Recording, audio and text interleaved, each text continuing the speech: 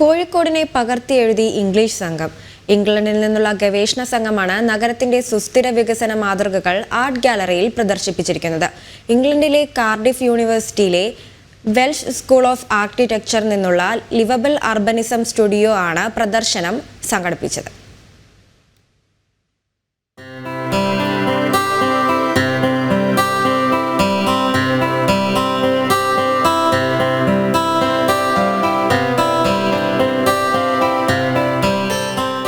നഗരത്തിലെ മനുഷ്യജീവിതവും പ്രകൃതിയും തമ്മിൽ നിലനിർത്തി പോരേണ്ട സന്തുലിത ജീവിത രീതികളെ വരച്ചിടുന്നതാണ് പ്രദർശനത്തിന്റെ മുഖ്യ ആകർഷണം.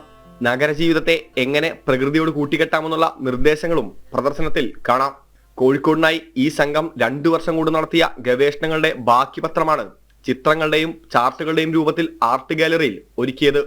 രാജ്യത്തിന്റെ വിവിധ നഗരങ്ങളെക്കുറിച്ചുള്ള ശാസ്ത്രീയ പഠനങ്ങൾ നടത്തി അന്താരാഷ്ട്ര തലത്തിൽ തന്നെ ശ്രദ്ധ നേടിയ ഈ സംഘത്തിന്റെ തലവൻ കോഴിക്കോട് സ്വദേശിയാണ്.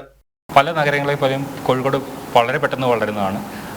അതിൻ്റെതായ പ്രശ്നങ്ങളും അതിൻ്റെതായ സോഷ്യൽ, എക്കണോമിക്, എൻവയോൺമെൻറ്റൽ പ്രശ്നങ്ങളെ പറ്റിയുള്ള ഒരു വളരെ വിശദമായിട്ടുള്ളൊരു സ്റ്റഡിയാണ് ഞങ്ങൾ ചെയ്തിട്ടുള്ളത്. ഇതിൽ ആൾക്കാർക്ക് ഇതിനെപ്പറ്റിയുള്ള ഒരു അവബോധം സൃഷ്ടിക്കാനും അതിൽ നിന്ന് അവരുടെ നിർദ്ദേശങ്ങൾ കേൾക്കാൻ വേണ്ടിയിട്ടാണ് ഈ പ്രദർശനം വെച്ചിരിക്കുന്നത്.